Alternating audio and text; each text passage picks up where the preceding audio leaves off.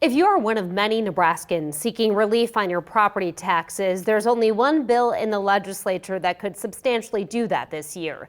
The compromise bill had its hearing in the Revenue Committee today in Lincoln. Reporter John Kipper monitored the debate and joins us live from the 3 News Now newsroom with details on the bill. John? Yeah, Jenny, this bill would drastically shake up the school funding formula while also lowering taxes for all property owners in the state, but it got pushback from schools today, worried they won't be funded properly if this bill becomes law.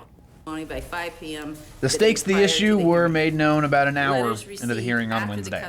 As a company, we are looking at investing in Iowa, possibly liquidating in Nebraska. Farmers and those that run ag businesses like Ed Herline says property taxes are too high and they want to see the bill pass to help bring them down. There was no other thing that we could do but support this bill because it's the best thing going right now. It is the thing going right now. The bill would bring taxes down for those that own homes and commercial property, reducing taxes paid to school districts by 15% by 2022.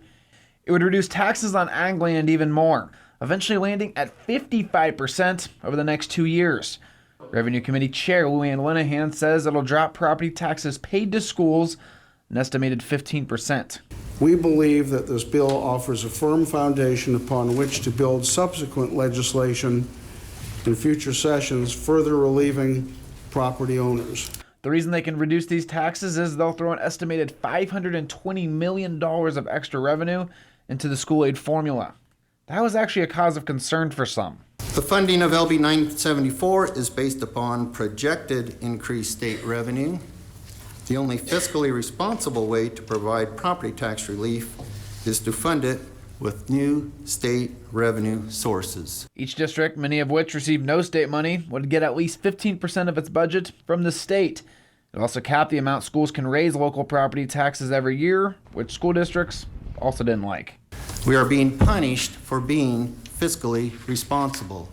Large school districts could see decreased funding from this plan, and to make up for that, they're giving those districts like OPS, Millard Public Schools, and Lincoln Public Schools transitional aid for at least 3 years. But that was still cause for schools to worry. So transition aid as a solution requires a district that's demographically changing, potentially growing, having increases in special education populations to decrease their budget by 1% when the cost of staffing will be going up.